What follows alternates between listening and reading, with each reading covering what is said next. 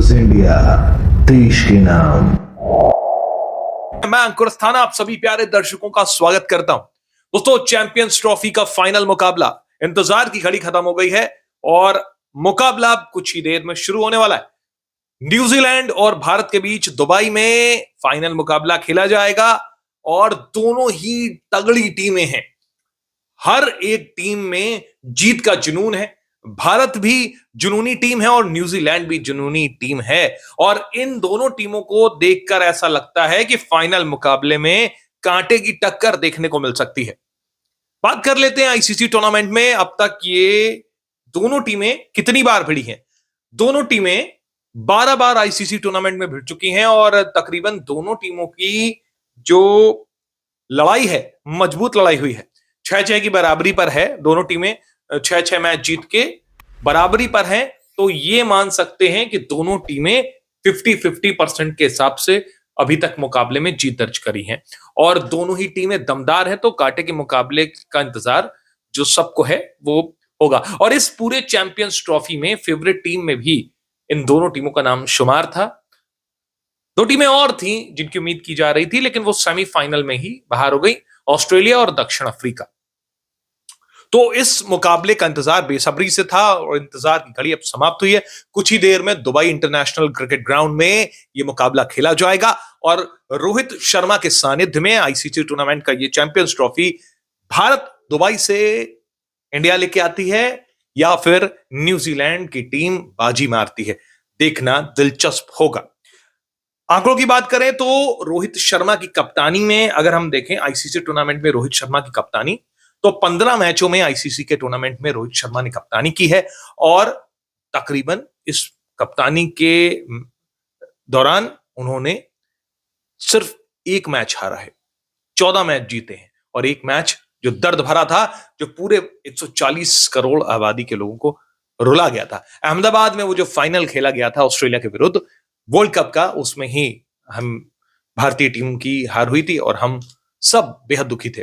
तो अगर हम जीत प्रतिशत की बात करें तो 93.33% जो है वो जीत का प्रतिशत है आईसीसी में रोहित की कप्तानी का। जो अब तक उन्होंने 15 मैचों में कप्तानी की है, ये जीत प्रतिशत है। अब इस बात को भी बात कर लेते हैं न्यूजीलैंड की टीम की। न्यूजीलैंड की टीम ने जो आईसीसी इवेंट में 2 बार फाइनल जीता है और दोनों ही बार फाइनल में उसने इंडिया को हराया है। तो दोनों ही बार इंडिया की टीम को उसने हराया फाइनल में। हम बात करते हैं आईसीसी चैंपियंस ट्रॉफी 2000 की, जिसमें भारत को न्यूजीलैंड ने हराया और फिर 2021 में वर्ल्ड टेस्ट चैंपियनशिप में भी फाइनल में न्यूजीलैंड ने भारतीय टीम को हराया था। तो कहीं ना कहीं एक डर तो है इस बात का कि कहीं इस फाइनल में भी न्यूजीलैंड का पलड़ा भारी ना हो, लेकिन हम सब भारतीय हैं, उम्मीद करते हैं और इस बार हमारी टीम करके दिखाएगी, क्योंकि ये रोको का नेतृत्व है और इस रोको के नेतृत्व में कहीं ना कहीं न्यूजीलैंड यानी कीवियों की बैंड बजनी तय है। फिलहाल मैच है, मैच का पलड़ा कभी भी किसी भी पक्ष में जा सकता है, लेकिन 140 करोड़ लोगों की दुआएं अगर साथ होती हैं तो फिर कहीं ना कहीं टीम पर जुनून, जज्बा दिखता है। हम 2023 वर्ल्ड कप की बात करें तो भारतीय टीम ने हर टीम को हराया था, लेकिन फाइनल में ऑस्ट्रेलिया ने बाजी मार ली थी और इस टूर्नामेंट में भी हमने सभी टीम को हराया, लेकिन इस बार फाइनल में हमें चूक नहीं करनी है। न्यूजीलैंड को पटखनी देनी है, दुबई में जीत दर्ज करके भारत का झंडा गाड़ना है और trophy Pakistan champions trophy host कर रहा था। पाकिस्तान की तो हमने बेइज्जती करी ही है, हम मैच भी खेलने नहीं गए। अब हम जब दुबई में फाइनल खेल रहे हैं, वो हमारा दूसरा फेवरेट ग्राउंड है और इस ग्राउंड से हम ट्रॉफी लेके आएंगे, ये सभी भारतीयों को उम्मीद है और सभी भारतवासी टीम इंडिया को सपोर्ट कर रहे हैं और टीम इंडिया को चीयर कर रहे हैं और हम सब टीम इंडिया को जीतने की उम्मीद के लिए दुआएं कर रहे हैं, प्रार्थना कर रहे हैं। टीम मैन की बात कर लेते हैं तो आज की टीम जो हम न्यूजीलैंड की है, विल यंग है, रचिन रविंद्र है, केन विलियमसन है, डेरिल मिचेल है, टॉम लाथम है, ग्लेन फिलिप्स है, मिचेल ब्रेसवेल है, काइल जेमिसन है, मिचेल सेंटनर है, मैट हेनरी है और विलियम रुडके हैं। फिलहाल ये इनकी न्यूजीलैंड की टीम है। इन टीम में टीम इंडिया को सबसे ज्यादा ध्यान रखना है रचिन रविंद्र, केन विलियमसन और डेरिल मिचेल। ये 3 ऐसे बड़े बल्लेबाज हैं जो मैच का रुख बदल सकते हैं। तो शुरुआत में ही इनको मौका नहीं देना है टीम इंडिया के गेंदबाजों को, इन पर हावी रहना है, इनको कहीं ना कहीं यहां से रोकना है। अगर शुरुआत में will young, Rachin Ravindra, Kane Williamson, Daryl Mitchell और टॉम लैथम तक अगर हम टीम को रोक पाते हैं, उनके रन पर अंकुश लगा पाते हैं, जैसा कि हमने पिछले मुकाबले में दुबई में न्यूजीलैंड के खिलाफ किया था, तो अगर हम ऐसा कर सकते हैं तो फिर हम यहां पर जीत दर्ज कर सकते हैं और बैकफुट पर न्यूजीलैंड को ला सकते हैं।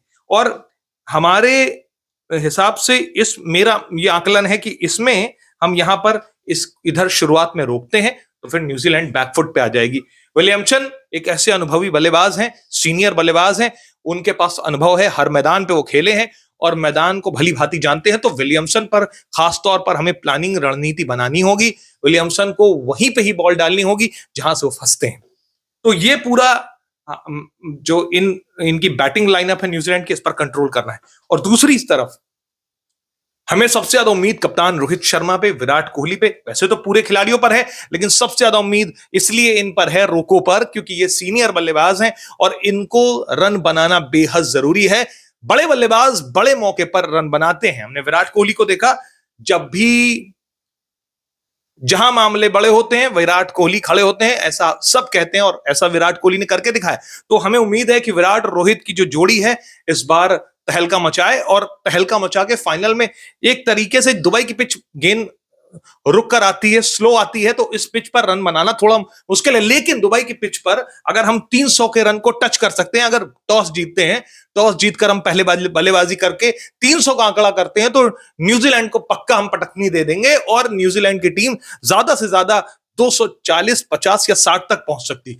अगर हम पहले बल्लेबाजी करते हैं तो 300 को हम टच कर सकते हैं, क्योंकि हमें दुबई की कंडीशंस का अंदाजा है। बाकी अन्य टीमों को पाकिस्तान से दुबई का ट्रेवल करना पड़ा था और कई कई जगहों पर उन्हें खेलने पे कहीं ना कहीं परेशानी हो सकती है। लेकिन हम अगर 300 का टारगेट सेट कर देते हैं, 280 और 300 का, तो न्यूजीलैंड को बैकफुट पर ले आ सकते हैं। और मैंने वही कहा कि अगर हम शुरुआती विकेट झटक लेते हैं तो फिर सोने पर सुहागा है। और ऑस्ट्रेलिया जिस तरह से बैकफुट पे आई इंडिया के सामने, वैसे ही हमें न्यूजीलैंड को भी बैकफुट पे लाना है। बात अगर हम और नीचे देखिए, बैटिंग लाइनअप हमारे पास मजबूत है। हम अगर बात करें रोहित शर्मा, शुभमन गिल, विराट कोहली, श्रेयस अय्यर, केएल राहुल, हार्दिक पांड्या, अक्षर पटेल, रवींद्र जडेजा, यहां हमारे 8 नंबर तक बल्लेबाज हैं और इन 8 नंबर पे हम किसी भी जगह पर हमें परेशान होने की कोई जरूरत नहीं है।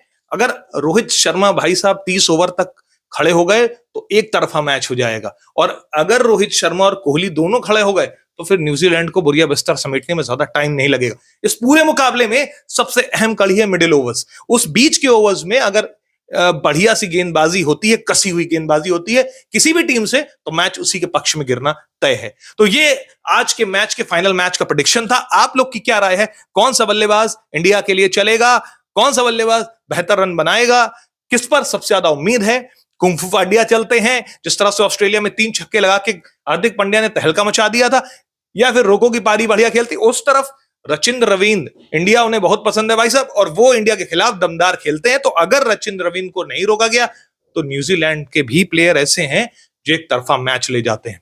तो एक तरफा मैच ना ले जाए, इसके लिए हमें कसी हुई गेंदबाजी करनी। फिलहाल हमें दोनों टीमों के 11 प्लेयरों में लगता नहीं कि कोई परिवर्तन होगा। अगर हो सकता है तो ज्यादातर उम्मीद कुलदीप यादव को परिवर्तित हटाने की, उसकी जगह पर किसी अन्य को खिलाया जा सकता है, लेकिन ऐसा होगा नहीं। हमें लगता है रोहित के अनुभव के अनुसार वो टीम 11 में परिवर्तन नहीं करेंगे। आपकी क्या राय है, सुझाव क्या है, हमें जरूर बताइएगा। वीडियो देखने के लिए आप सभी प्यारे दर्शकों का धन्यवाद।